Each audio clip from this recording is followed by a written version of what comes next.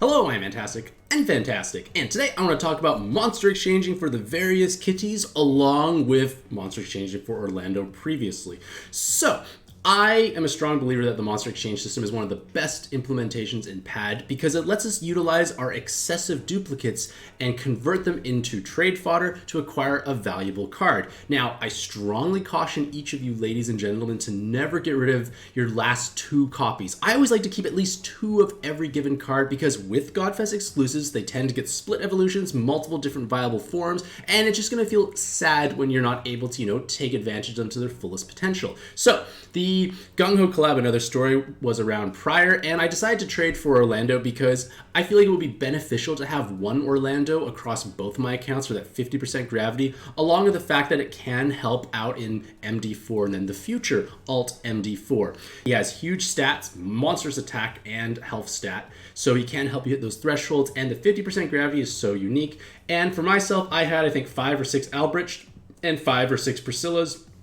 So it's okay to chop them down because I had just excessive numbers of them. So with Orlando being traded for, I'm now looking at the kitties. And I do have the capacity to trade for Norza kitty. I actually have 10 blue Odins, so I could, get a full system because I actually have lots of other duplicates. I love duplicates of certain cards, apparently. But Norza kitty does technically function the best and most brainlessly if you have 3 that you own and a friend as well, because that way after they've transformed, you have 4-turn cooldown, which will have 100% uptime. You have these big auto heals, so it's 8,000 auto healing total, and your inherits are probably going to give you more. No, it's 4,000 times 4. I can't do math. 16,000. So you can probably get that number much higher is my point. And it does let you mindlessly swipe through content. You just pop the active skill, and as long as you don't have damage void or absorption, you're gonna just go through everything. You can ignore tape, cloud, poison, blind, jammer. They're just not going to be relevant mechanics. So in terms of brainlessness, Norza kitty is definitely a wonderful option. But I don't think it's truly necessary. I do have the trade fodder for it. I could exchange for 1 to 3 copies, but I don't know, I do like blue. Maybe my mind will change towards later in the week, but at this exact moment, I'm not super inclined to actually trade for them despite the fact that, it's easy to play in my favorite color. But you can make an argument that getting a single copy of one Norza kitty can be meaningful because they are, in theory, actually a strong cleric. When you think about it, it's a full cleric active skill on a 4-turn cooldown that also provides you with lots of orb generation. So if you have other blob-based teams and you need a cleric, it is a possible option. Now, that being said, I feel like water just has strong options already of Albrecht and Beach Planner, with Albrecht probably being reasonably common at this point in time, perhaps. So the need for a single Norza kitty may or may not necessarily be that meaningful.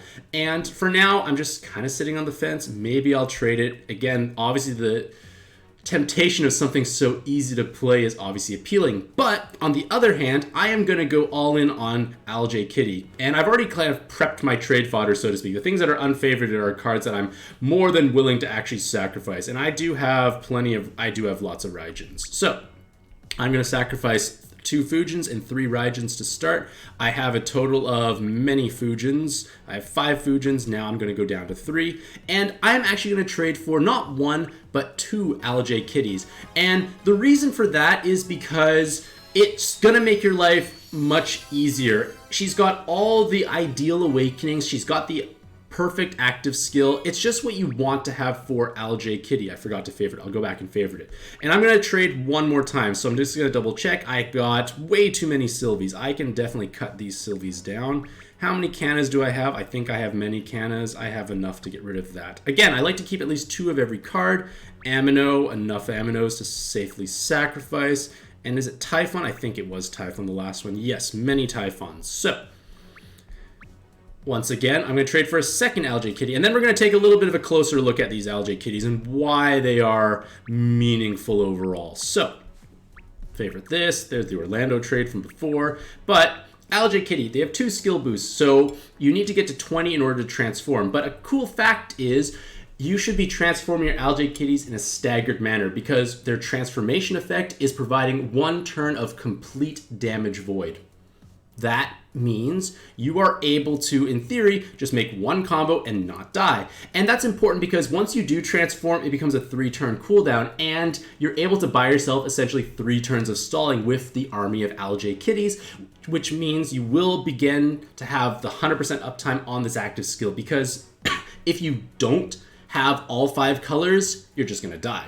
And that's why LJ Kitty is so great for her own team, even as a sub, because she has all these ideal offensive awakenings. Her active skill is a 3-turn cooldown that provides all 5 colors, damage void, and raises her own personal damage cap limit higher. So LJ Kitty is a wonderful sub for themselves, and team building for her I feel like is not too difficult, mostly because Rainbow does, to a certain extent, counter a lot of mechanics. Right away, I already have board changers solved, so in theory, poison doesn't actually matter. Poison resist doesn't matter. Jammer resist doesn't actually matter. The only thing that's going to matter is blind resist, because with the orb unlock, it doesn't matter if there are poison orbs on the board beforehand.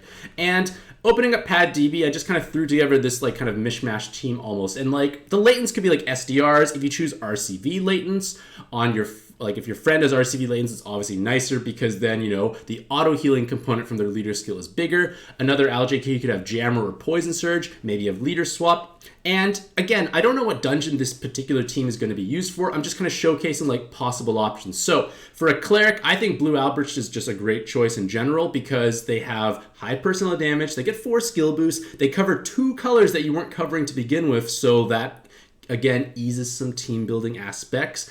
And their active skill also provides an attack buff and an RCV buff. So that, in theory, can override other existing debuffs if you know you don't need to have this cleric effect for the next couple of turns. And then you also need to have some sort of card to deal with absorptions. Beach Mariel, I think, is one of the stronger options, especially if you only need 1 turn of damage or attribute absorption cancellation, because it's a 3-turn cooldown, which is blisteringly fast. It does like essentially nuke her own attack value, but you know, that's okay. Other cards hit hard enough. And you also get a movement time buff. So between Albrecht and Mariel, you have time, RCV, and an attack buff. Again, flexibility is there, but you can use other absorption solutions. Like there are so many. You could utilize various reaches. You could use Valentine's Akine.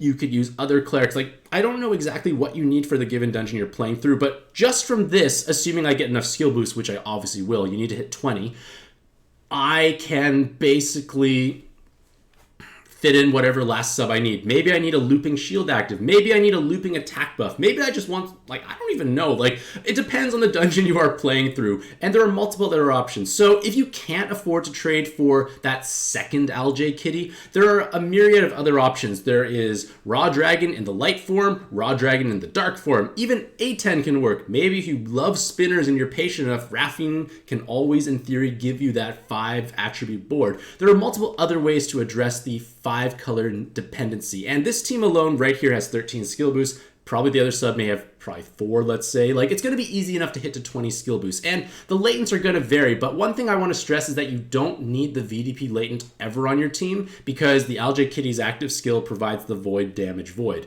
So I just traded for my LJ Kitties. I'm obviously showing you, like, I'm committing to this trade, so to speak, and the teams I'm going to come up with will be obviously catered to the specific dungeon at hand, but at the same time, you can make, in theory, a reasonably well-rounded generic team to clear dungeons where you're not quite sure what it is, but it's not so stupidly hard that you need to research it intensely. Because like I said, you need a cleric, you need absorption cancellations for damage and attribute, and after that, to a certain extent, you have most things covered. Mariel's Super Awakening could be the blind resist, because like I mentioned, poison and jammers are pointless. And if as long as I have Cloud, which I do with the Diamond Realm draw, maybe I put a tape resist weapon on someone. Point of the matter is, I feel like LJ Kitty teams are reasonably easy to team build for. So, with that being said, let me know what you think about these types of videos in the comments down below. Do you like hearing my thought process when I actually commit to monster exchanging? And for yourselves out there, did you monster exchange for any of these cards, or maybe you picked up someone else?